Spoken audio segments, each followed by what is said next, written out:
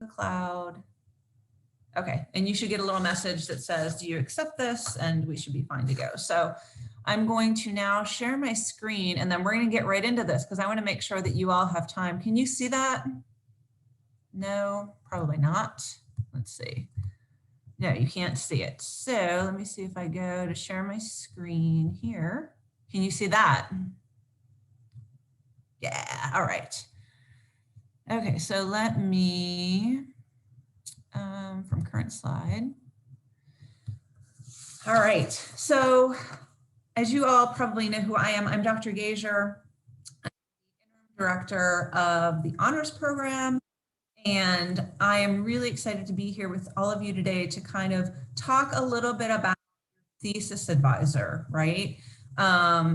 Because sometimes thesis advisor can be a little scary, right? Not the thesis advisor, him or herself, but that whole process of how do I find a thesis advisor, right? Because you don't learn about that in any classes. You're just kind of told you have to do it, right? And this presentation was inspired by a student, actually, who had sent an email to a professor recently in the last few months. And the professor reached out to me and said, I don't know this student. What am I supposed to do? Was just completely confused. So you can imagine, right? In that situation, that student probably wasn't going to be successful. So that told me, you know what, let's have a little discussion about pre and post ask tips, right? Things that you can do. And I thought that it would be interesting for me to tell you about that as a professor myself, as somebody who has been asked in the past by students to be their thesis advisor,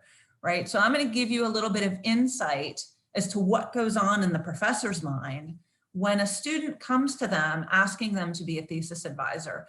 And I'm going to give you some strategies for ensuring that the person you reach out to says yes, right? There's things that we can do. So we're going to look at things to do, things not to do, and then we're going to kind of workshop a little sample email, right? An email that would be seen from students that we probably, don't want to use as a template.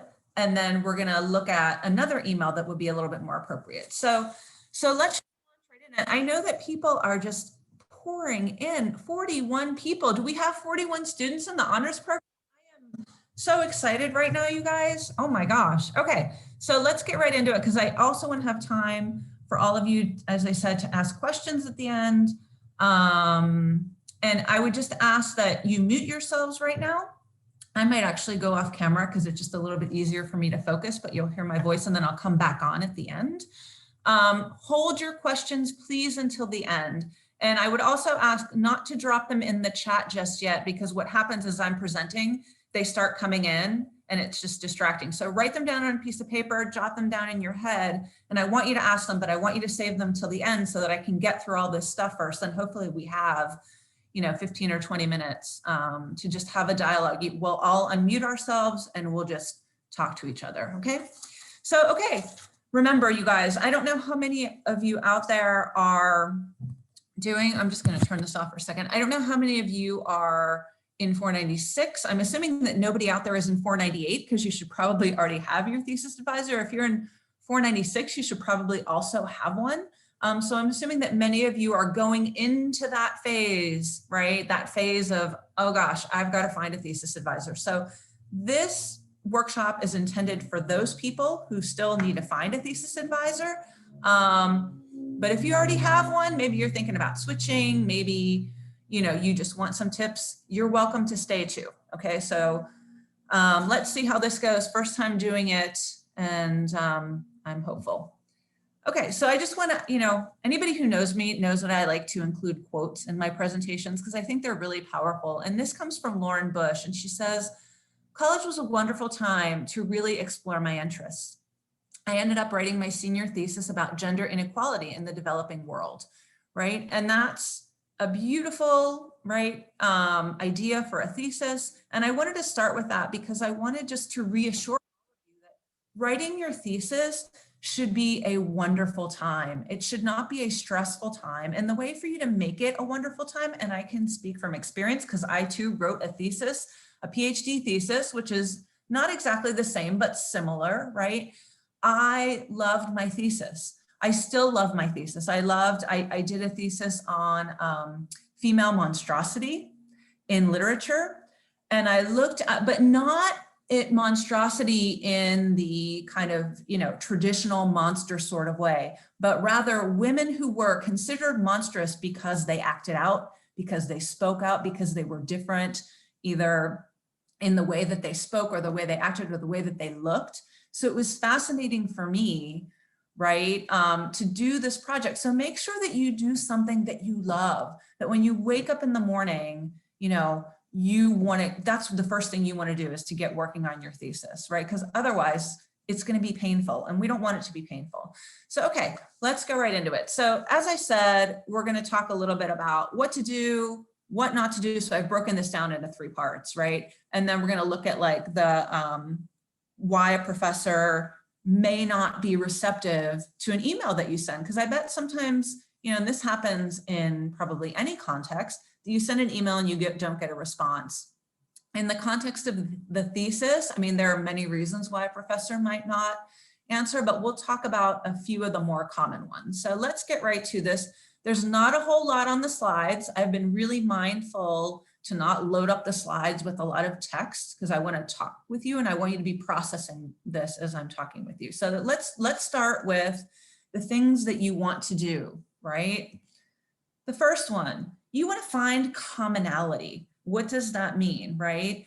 That means that, let's say if you're working in an English, let's say you're an English major, right? You probably don't want to go and ask a professor who's in engineering right? Even if maybe for whatever reason you had a course with that person, you would probably want to find somebody who deals with, who teaches and who researches what it is that you're doing, right? Because sometimes I know that students get, they feel like they've knocked on all the doors and none of them are opening. So they've got to go outside, and you can do that, right? But you've just got to make sure that at the end of the day that you have some commonality. Because in English, we've seen, for example, in honors, I've seen students who are in, oh gosh, I can't remember the major, but it was something in the humanities, right? So let's say they were in political science, but they worked with somebody in Asian and Asian American studies.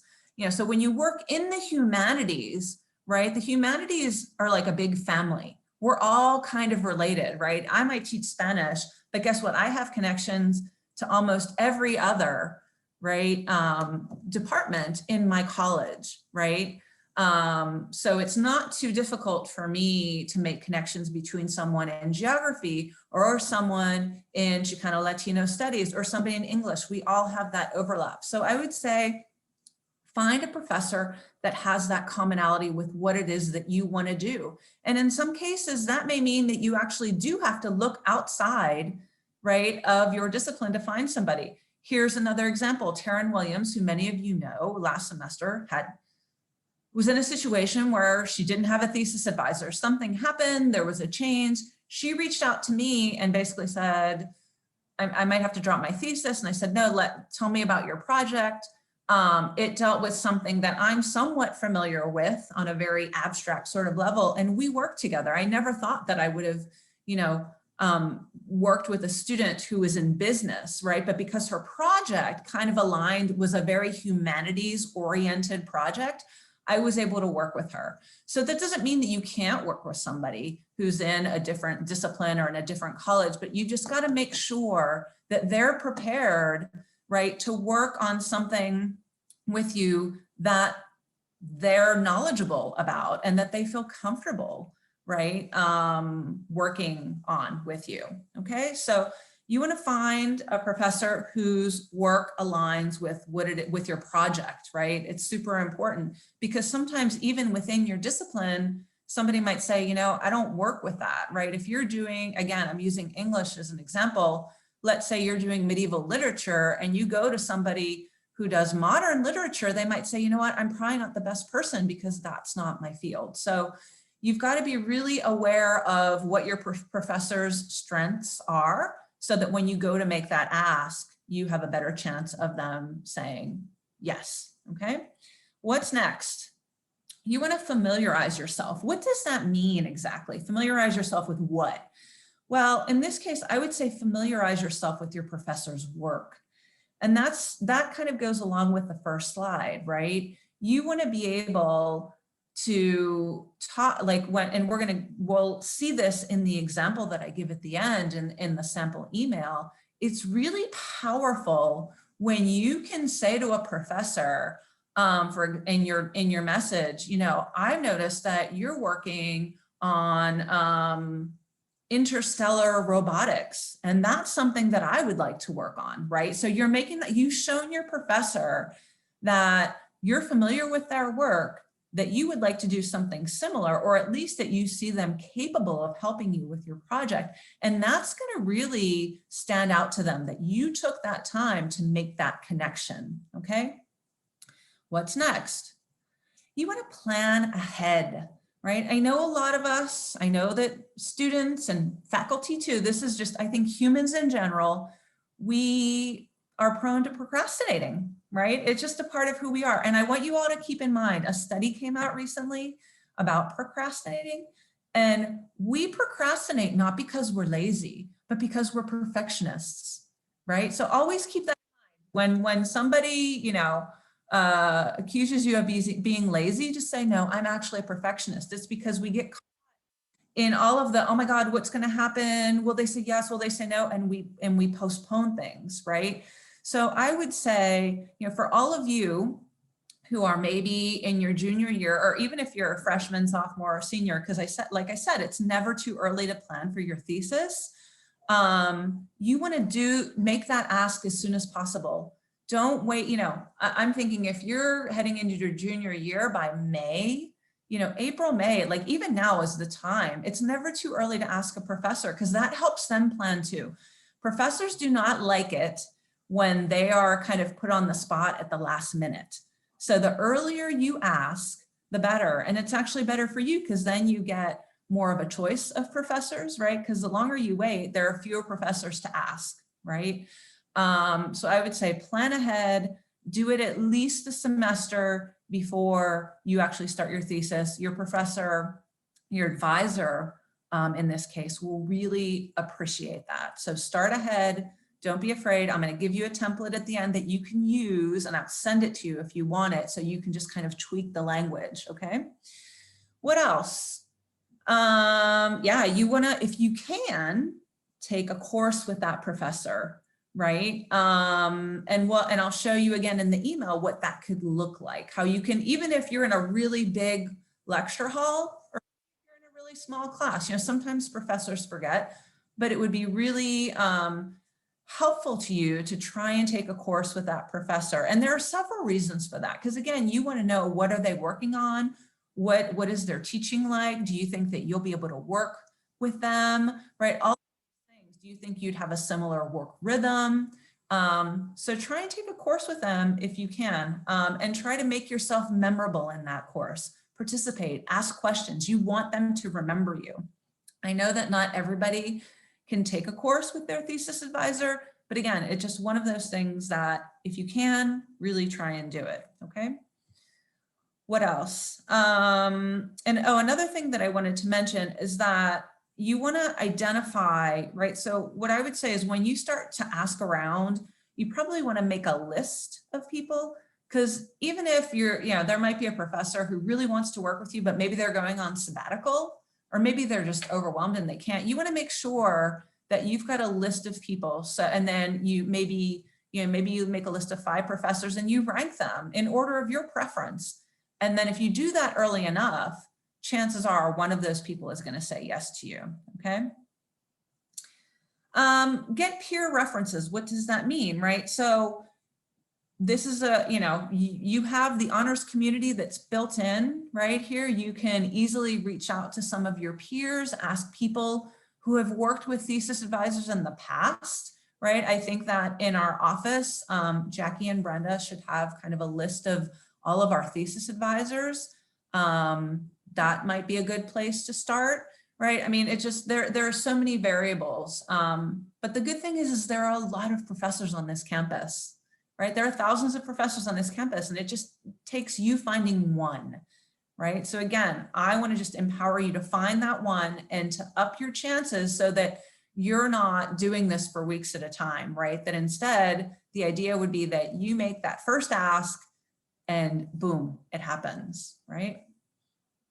So get some peer references. And then, like I said, the options is just going back to this idea of having, you know, thinking about multiple professors as opposed to just one, right? It's, you have to look at it kind of like, at this point, you're kind of dating around, right? You're kind of getting a sense, who are my top 5, right? And then you pick the one, right? You organize them and you rank them, and then you ask that way. So don't put all your eggs in one basket, right? You know, because what could happen is that that person might not be available or willing to do it for a number of reasons, okay? What else?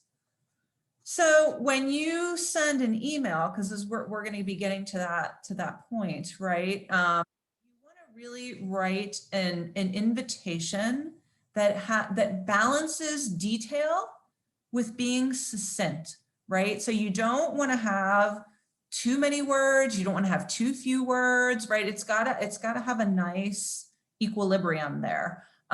So your email should include things like why you'd like to work with them specifically. That's important, because if you just say, I'd like you to be my thesis advisor, that's not enough, right? And that's where knowing a bit about the professor, knowing what they do, maybe having taken a class with them can help you, okay? You want to include also a brief description of your research project. It doesn't have to be an abstract. It can just be a few, like maybe 1 or 2 sentences that talks about what it is that you want to do, right? And how you feel that professor could help you realize that thesis, okay? You would also want to include in your email something about the obligations that are involved, because think about a faculty member, and I've had faculty members write to me and say, well, I don't teach in the honors program. Can I still advise a student? Absolutely. Or they say, I'm just a lecturer. Can I still advise? Can I still be a thesis advisor? Yes. So these are things that you may want to address, right? If you know that the person you've selected is a lecturer, it's really easy to say, I know you may have some concerns as a lecturer or faculty. However, in UHP, many lecturer faculty, in fact, work with honor students, right? So then that way you anticipate that question, right? And then the obligations, right? Something that could be very, you don't have to say, you know, we can meet Mondays and Tuesdays, not so much in that vein, but, you know, the way that you can word it is put that focus on you, right? You know, the obligations, you know, would be to meet regularly. I am a responsible and hardworking student, right? So again, you want to also emphasize your qualities. You want to reassure them that if they say yes, they know that you're going to follow through and that you're going to be an exemplary student with them, right? Because all of you need to keep in mind that when faculty, so I know that a lot of you probably don't understand the way being a faculty member works, but just so you all know, in our program and in most programs, when faculty work with thesis students, that is an extra workload for them. It's not part of their teaching schedule. They don't get course releases for that. They don't get a stipend. So in addition to the 4 courses they're teaching, all the grading they're doing, the research they're doing, the mentoring they're doing, maybe the advising they're doing in their department, doing a thesis is one other thing on top of their plate, right? So that's why it's really important, again, to kind of lay all this out so that it becomes more appealing to them and they're not so afraid to do it, right? And then one other thing that you can put in your email is to talk about, again, make it about you, right? I mean, about them, but also about you. So again, the balance of how you feel you will evolve as a result of your collaboration with this professor, right? Something along the lines of, you know, based on your research, I feel that I could really learn a lot from you, something like that, okay? And then at the end, you always want to, at the end of your email, to end graciously, right? Thanking them for their time with appreciation. You want to compliment them appropriately, right? So that could be as easy as saying something like, you know, your amazing research on, I don't know, deciduous trees, something like that, right? So it's just those little things that you can do to really ensure that your thesis advisor is going to say yes, okay? All right, and I said that, right? So you begin graciously and appreciatively, right? So make sure that, again, you know, there's some sort of goodbye, like, you know, with appreciation, sincerely, thank you, I look forward to hearing from you, something like that, right? What else? And then, so what happens? Let's assume that you're this person, you reach out to them and they say yes. Okay, this sounds really great, Sumaya, I'd love to work with you. You want to set some, so even if it's the semester before, what you don't want to do is just kind of like, okay, take their word that they're going to work with you, right? You've got to get, there's paperwork that needs to be signed. So I would say get on that, make sure that they sign the paperwork so that they don't forget, because sometimes over a summer faculty forget, things happen. And I would say, once they say yes, reach back out and say, you know, I would love to just for 30 minutes, have a conversation with you. Can we just talk a little bit about, you know, maybe some of your ideas, some of my ideas, so that, you know, we can really start our professional relationship on the right foot. Because even if you've had them in a class, working with a professor in a one-on-one context is a little bit different, and it can be intimidating, right? It's a lot different to have a one-on-one meeting with a professor. I can tell you, because my professor, who was my thesis advisor, who I absolutely love, but when I was a student, I was very intimidated by him, and I worked with him. Not, you know, it wasn't because, you know, I thought he was the nicest person on the planet. And not that he's not a nice person, he is. It's just that when you're a student, perceptions are different. He was just a very hard professor, and I needed somebody who was hard to really make me work better, right? Because I knew what I lacked, I knew what I needed, I knew how my writing had to evolve, and I knew that he would be tough on me, right? But that's what I needed. And I think that all of you have to find what you need in a thesis advisor. And that may be somebody who is just really understanding. Maybe it's somebody who is very research oriented. Each of you is a different human being than I am, and you're going to have different needs. So you have to ask yourself, right? And again, that's why it's really important. Take a class with them.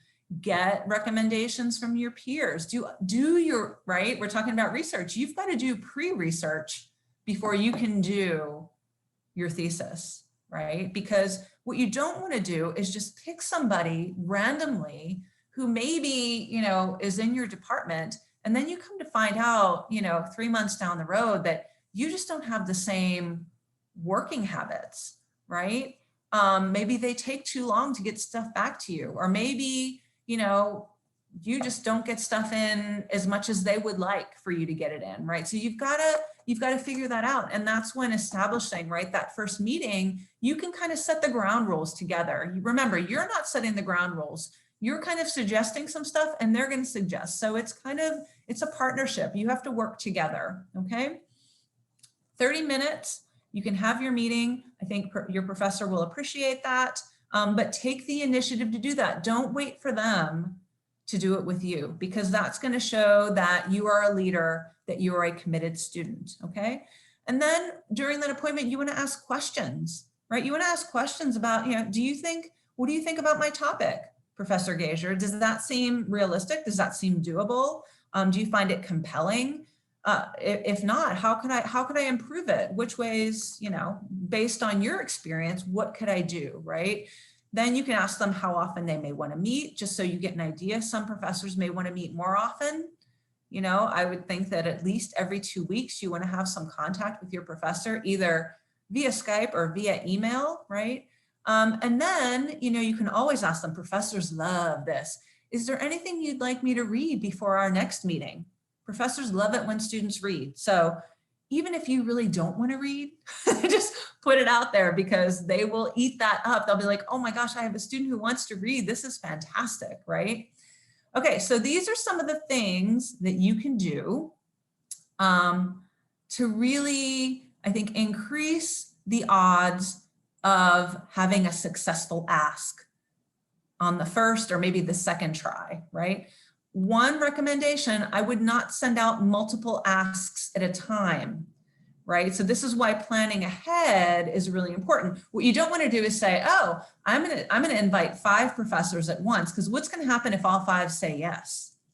Right? So what you've got, yeah, because then you could start renting out your advisors to other students. But I would say don't do that, because then, you know, what you don't want to do too is burn any bridges. So I would say, you know, when you write to the professor, I think 2 weeks is a really good amount of time to say, if you could let me know within 2 weeks, and I'll show you what that email looks like in a moment.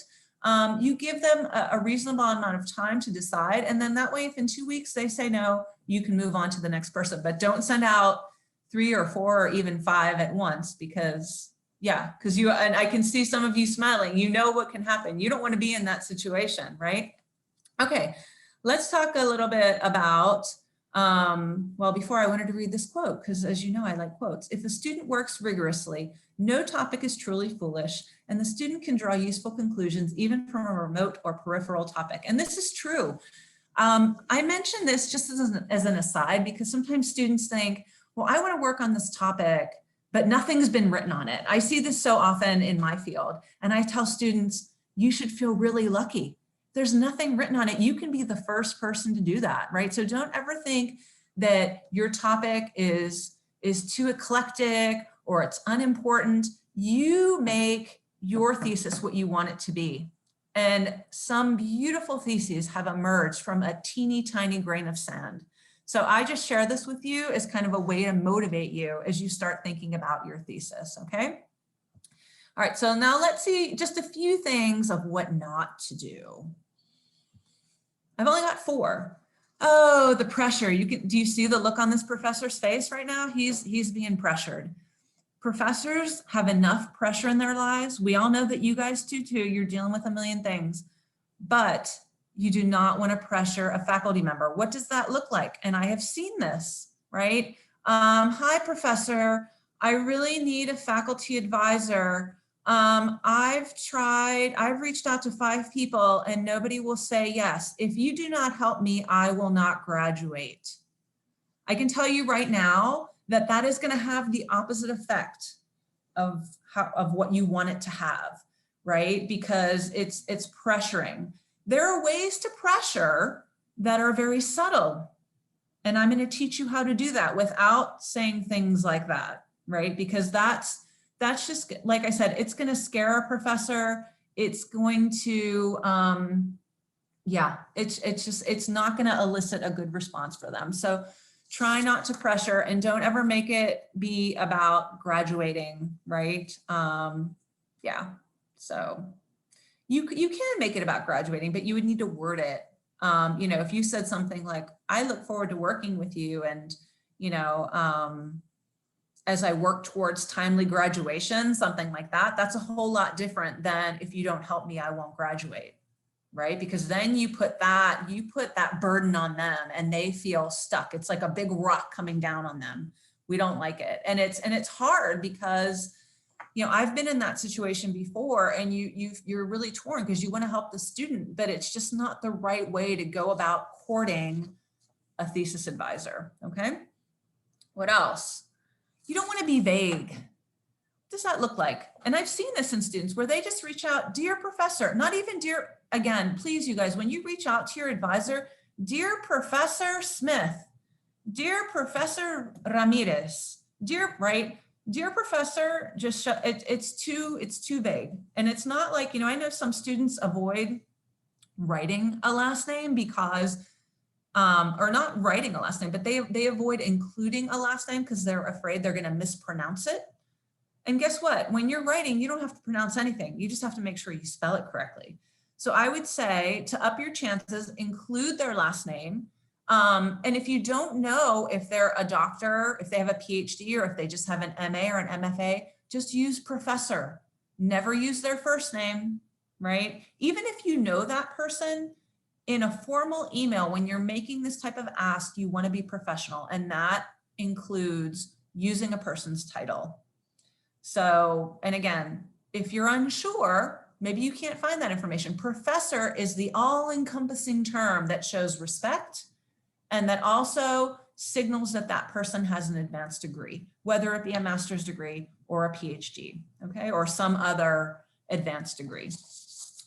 So don't just reach out and say, hi, professor, my name is Sumaya Hossein. I need a thesis advisor. Are you interested? Thank you, right? And I know Sumaya would never do that, but I'm using her as an example because I see her lovely face on my screen. So, right, so don't be vague, right? What I said before, you need to balance detail, right, with being succinct. Again, this one came up before, the procrastination one, and you can see this little stick person says, I don't want to do it. I don't like doing it. I hate doing it. I don't do it, right? And then you just keep going in this circle. So the sooner you can do it, the better. For all of you right now who are juniors moving into your senior year, now is the time to ask. It's not too early. Start thinking about it.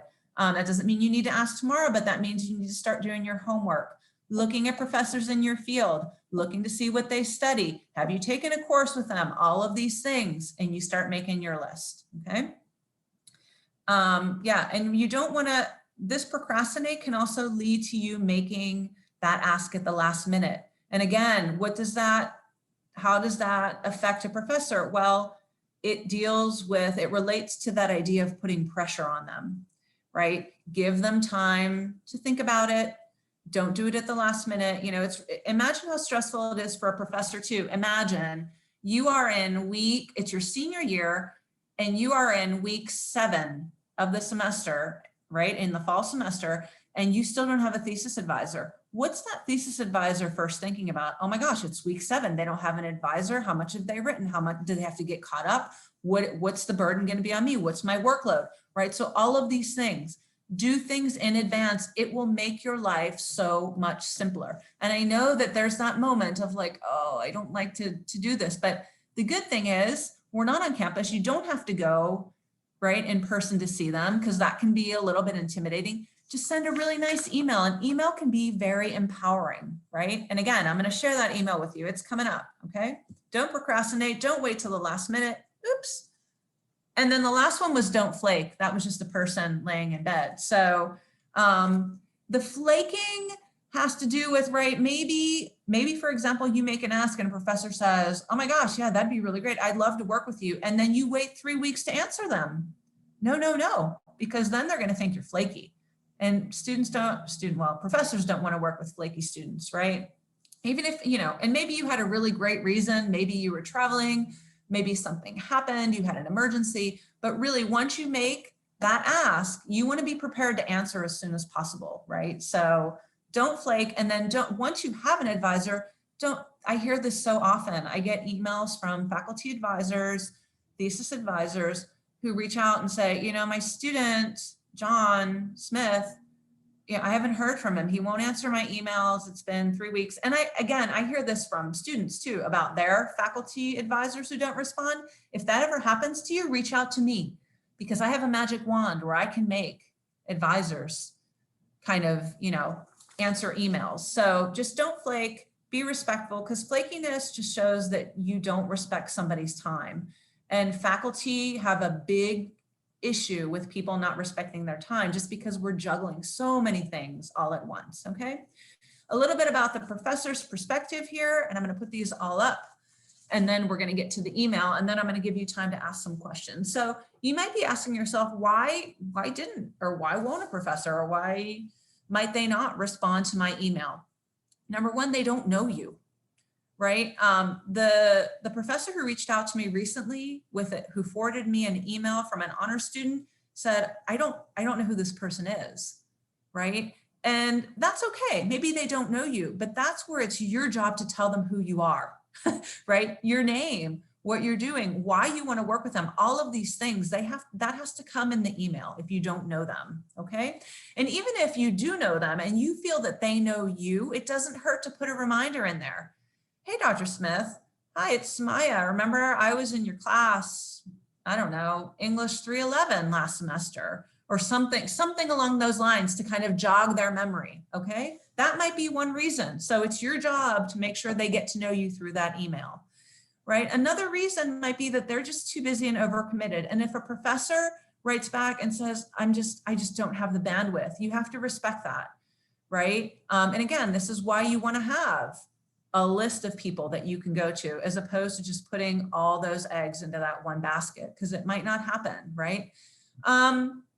They might not respond to you, or they might respond negatively because they feel unqualified. I hear this especially from lecturer faculty who feel like, well, I'm a lecturer, can I work with the student? Is that I've never taught in honors, or maybe I don't do as much research as my colleagues do.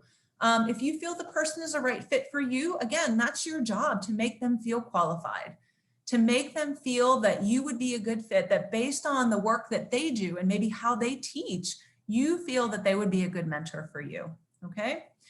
Your invitation lacks details. Again, we've talked about this a little bit, and I don't want to belabor the point, but you want to make sure that you have enough details in your email that the professor feels like they understand the whole scope, right, of the ask, without them having to scroll down and read 3 pages, right? So it's about finding that balance, right? Maybe they're unfamiliar with the time commitments and expectations. Again, this is something that you can put in very general terms in the email. You don't need to outline when you would want to meet, because you don't know that, but you can invite them, right, in your email. I look forward to sitting down with you and crafting a meeting schedule that is mutually agreeable, right? Right there, you tell them that you're willing to work with them, okay? That you want to meet with them, that this is going to be a collaboration and a partnership, okay? And then lastly, they might be on sabbatical leave. And this is one of those ones where you can't control that, because I can tell you that professors are not supposed to do university service when they're on sabbatical leave, unless they get some sort of permission to do it. But when professors get sabbatical, it's for a reason, right? Because they are working on their own stuff and they need that time to just focus on their research, or whatever sort of project they're doing. So keep in mind, all these things could be going on. What can you do to increase your chances of an acceptance? And an acceptance here means a thesis advisor ask, or a thesis advisor saying yes to your invitation. Follow the do's. Make sure you edit your message for typos and grammar, because you know what? Even though, I know we live in this world where we type on our phones and we type quickly, and, we kind of type like we talk, right? When you're reading something, it's really important, because when you write a thesis, you have to pay attention to those things. And a professor who sees that your email is riddled with typos and grammar mistakes, that tells them that you're not a careful student, that you're not careful with your writing, that your writing, it could be lazy, right? And you don't want to give that impression. So all you can do, it's super easy. You can just put it into Word, and Word will underline things that look incorrect, right? Especially if you're in a rush, or you can have somebody else look at it, okay? And this is mostly for, especially when you're making the ask, you want to put your best foot forward. You want to make a good first impression. After that, sometimes grammar mistakes happen, but you want this to look as professional as possible. Topos humilitatus is a term that basically means, be humble when you ask. Right. And it's almost a strategy when you write, right? It's the topos humilitatus, and there's a writer in early modern Spain who uses it a lot. And what she does, she's a nun, but she's an intellectual nun. And she's basically told, you need to quit, meddling in these intellectual affairs, Juana, and just go devote yourself to your church life and to your people. She writes this long essay and basically says, oh, but I'm just a poor nun, I'm really not that smart, but I'm really trying, right? So it's kind of like this feigned innocence in a way. And I'm not saying you need to be like that, but you need to like balance, right? You want to be assertive, you want to be confident, but you want to be humble at the same time, okay? Again, to increase the chances, emphasize the mutual benefits that will come from it. It's not only about you getting something from the professor, but what the professor in your thesis advisor in this case is going to get from working with you. Because I can tell you, I've worked with students who have directly and indirectly led me down different research paths, right? I had a student who a few years ago put echo criticism on my radar, and I had never worked with it before, and we worked on his paper, and now I am about to publish a 25-page paper that has an echo criticism focus in a journal, and not in a journal, in an edited volume that is basically the anchor essay for that volume, and I'm really excited about it. So you never know, right? It can lead to really great things for them down the road too.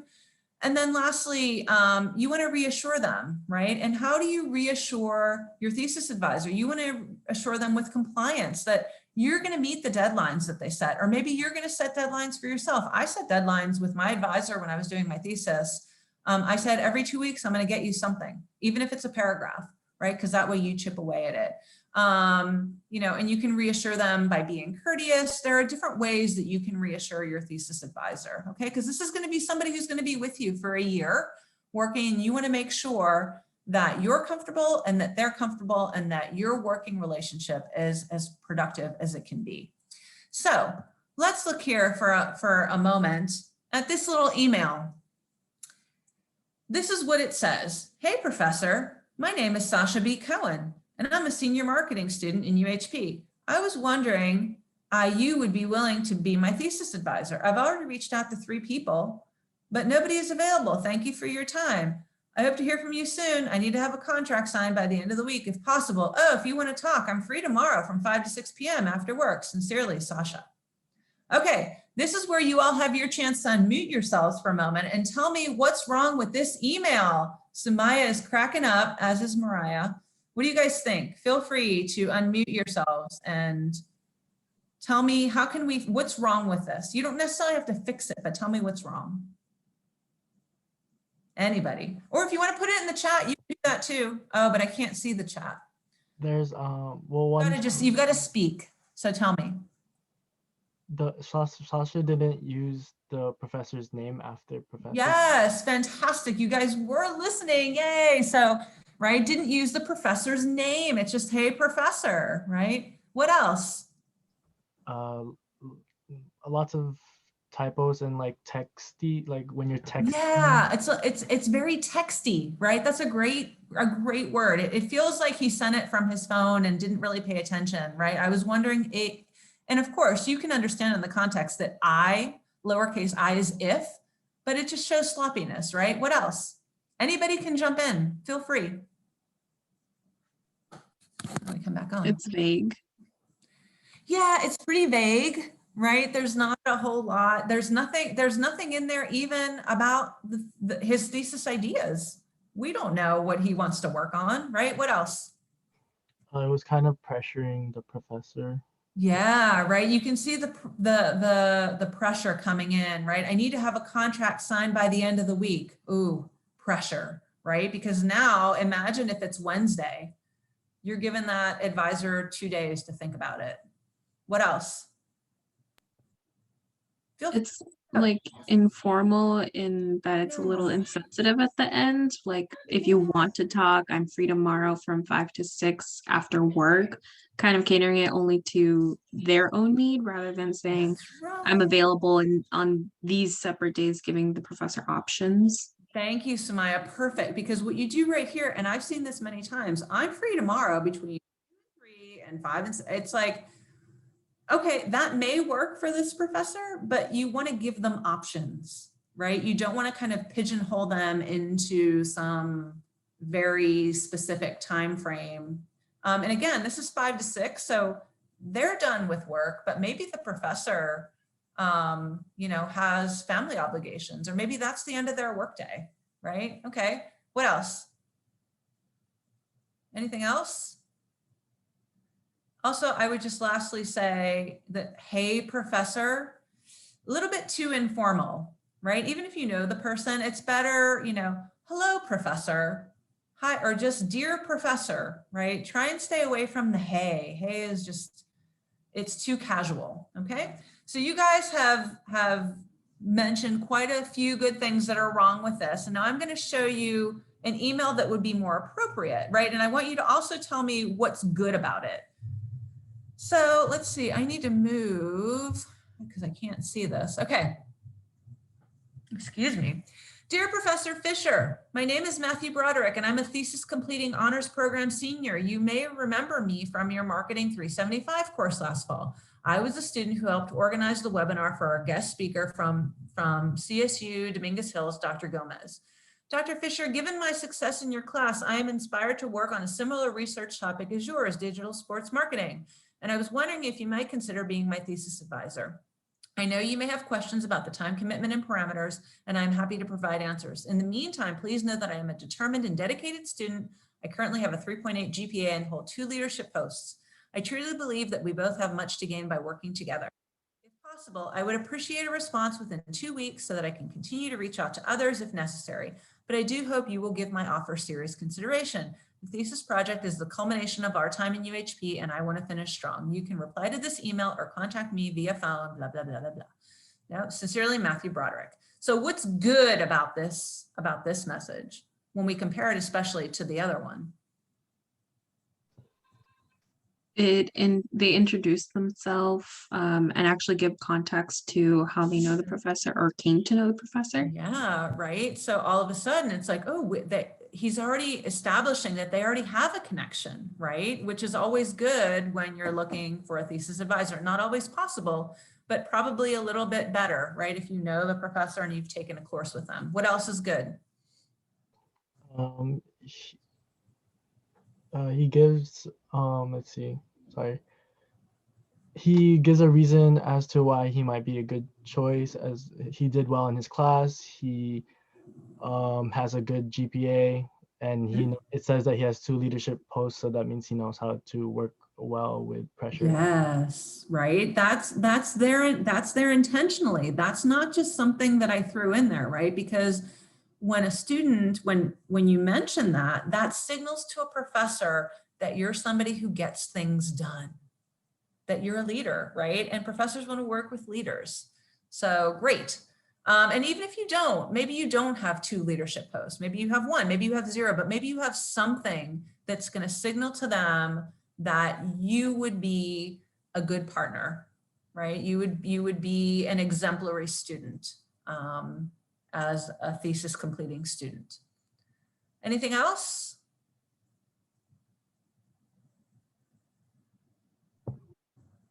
The student gives them or offers them like, hey, can you consider my invitation and reach out to me within this reasonable amount of time.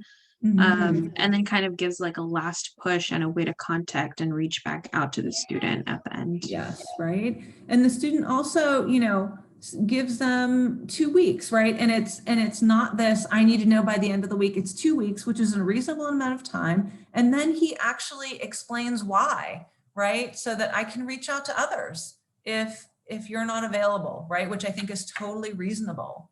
So yeah, so this would be something that could work. It doesn't have to, you know, this is kind of a template and you can tweak it as necessary. But I think that, you know, when we juxtapose that earlier email to this one, they're night and day, right? And I can tell you that if you send out that first email to 100 professors, you're going to get probably 1 person who, for whatever reason, feels maybe sorry for the student and says, yes, this email is going to ensure that you get the thesis advisor that you want, right? So again, feel free to take a picture of this. I can send it to you as a Word document, whatever you want. Happy to share it, or I can even get it to Jackie and we can put it on Beachboard so that it lives on there.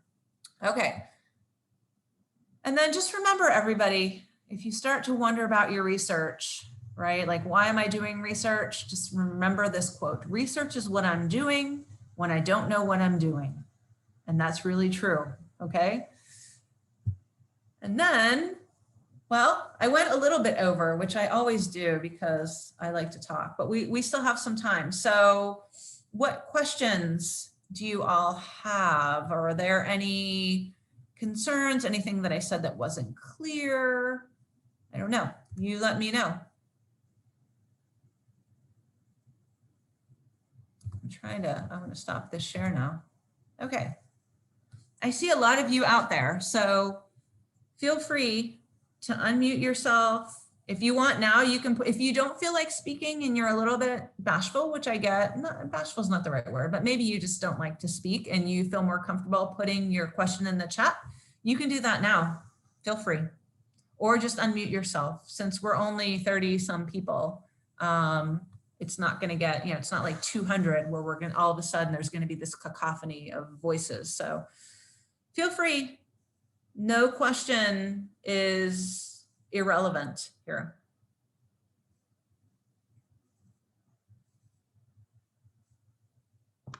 The only thing I'm wondering is once we reach out to a professor, we should already have like a solid idea, or I guess constructed idea of what our thesis is going to be, right?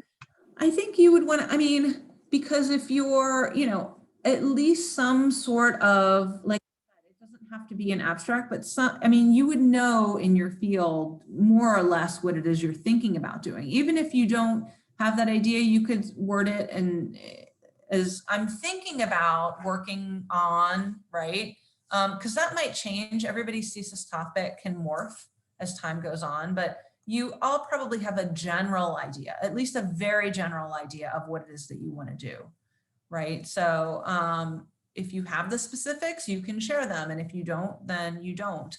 And that might be a place where, if you're saying, oh, I want to work, I'm working on 18th century, I don't know, British literature, right? Maybe that's very vague, and maybe that's a time where you can actually say to your advisor, I'd like to work on 18th century British literature. I'm really interested in the depiction of women, right? And that's very general, but that's where when you make that, when you have an appointment with them, maybe they can give you some other ideas.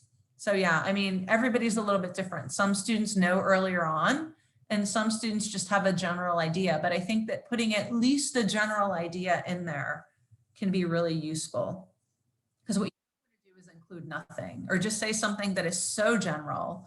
Like I've had students in my field, well, I just want to work on women. Like they love to say that, con la mujer, right? As we say in Spanish. And I say, okay, well, la mujer is like this huge thing. Like, tell me, get a little bit more specific, right? So yeah, something a little bit more, something that's not over general, right?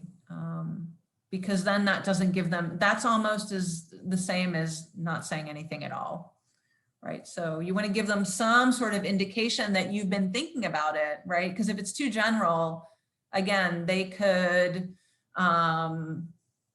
just think that maybe you aren't thinking about it. And I think that all thesis advisors want to feel like their students are thinking about their thesis all the time, even if they're not. So you want to give the impression that you're thinking about it a lot, right? What else? Anything else? Yes, I had a question. Oh yeah, let's see if I see that, but who is speaking? Emily, is that you? No? No, this is Mariah, but you can address. Oh, Mariah, that's you. Yeah, Mariah, let me just answer this question. So yeah. Emily is asking, do we have to have an advisor before our first thesis class? So the answer is no. Officially no, but wait, that might have changed right now. Because I think that, so let me back up there for a second. I think that you do, although Jackie and Brenda might give you, if you reach out to them and tell them that you're in the process, they'll give, because right now what we're trying to do is not let students into the class until they can identify the advisor. And that's not to make things difficult for all of you. It's just to kind of protect you, because it's really easy to, you start taking classes and you're in week 5, you're so busy that you forget about the thesis advisor. So yes, I think you actually do have to have the paperwork filled out so they can issue that permit to get into the course. So just another reason to make the ask earlier. So yeah, great question, Emily. Thank you for reminding me about that. And again, if if it's the first week and you're still not finding one, that's when you reach out to Jackie and Brenda to say, hey, I've been trying. Look, here are the emails that I sent, and maybe they'll let you in, but then they're going to check in on you probably every day to be like, have you found somebody? So that's why, again, it's better do it earlier and you won't be in that situation. Okay, Amber says, I'm currently in 496 with Professor Warren. I know Professor Warren. Let me know if you have any questions. Amber. Oh, I'm assuming, Amber, that's a question not for me, but for everybody else here, right? Because I was going to send you like 8 questions. How is Professor Warren? Is he doing a good job? No, he's a good guy and he's funny and he cares about students. So hopefully you are, and it's his first semester doing this. So I'm sure he's great and he has a lot of experience, but cut him some slack sometime because the first semester is always, just getting the balance. So, oh, I'm glad, he's amazing. Yay. Fantastic. Yeah. Thank you, Amber, for putting your email out there. And again, all of you out there, I would copy Amber's email if you have some questions, because again, getting the advice from your peers is important, right? Great. Thanks, Amber. That's awesome. Anybody else? I see people are starting to leave my room. Is there anything else? I mean, this is like, you can ask me whatever. That's why I'm here. And I'll try and tell you as honestly as possible, because you might have a question where you're just not sure. Just ask it. It's all good. Again, you guys there's not a course on like how to ask for a thesis, how to write your thesis. So I wanted to create a safe space where we can just talk about these things. And hopefully you learned something from what I shared with you today, even if it's just one thing. But yeah, I want to be a resource and help you all, because I know it can be a scary time, right? Because writing a thesis, it's kind of like you're creating something out of nothing. And, you look at it as, oh my God, it's a year. How am I going to get it done? How am I going to balance everything else and write a thesis? But you can. It's totally possible to do it. So don't be afraid. Okay, Raphael says, I have a lecture soon. Thank you, Dr. Gazer. Oh, you're welcome. I'm glad it calmed your nerves. Oh, good. Yeah, everybody have a good day. Ariana asked, yeah, it's a great question. Do we develop our thesis topic in the UHP?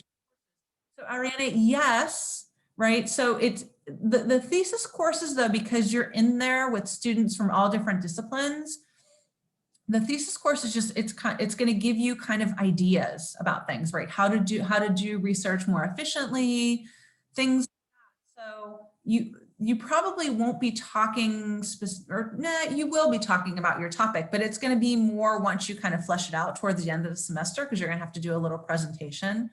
You're welcome, Julia or Julia.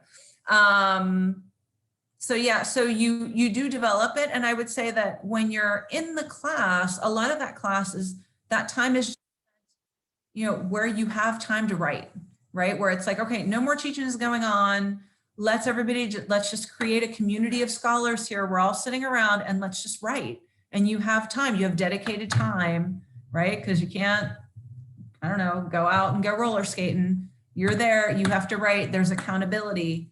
So yes, you do develop the thesis topic, but a lot of that development comes from you and probably talking with your peers too. So yes, my answer to that question is yes.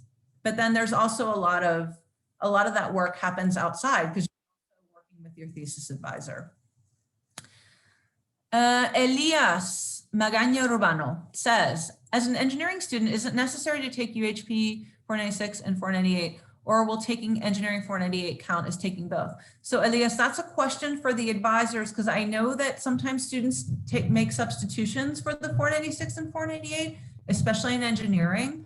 So you would just need to make sure, because I don't know, unless engineering 498 counts as 6 units, which I'm sure that maybe it does, but you really need to make sure that you're doing 3 and 3. So maybe, is there an engineering 496 or is there just a 498?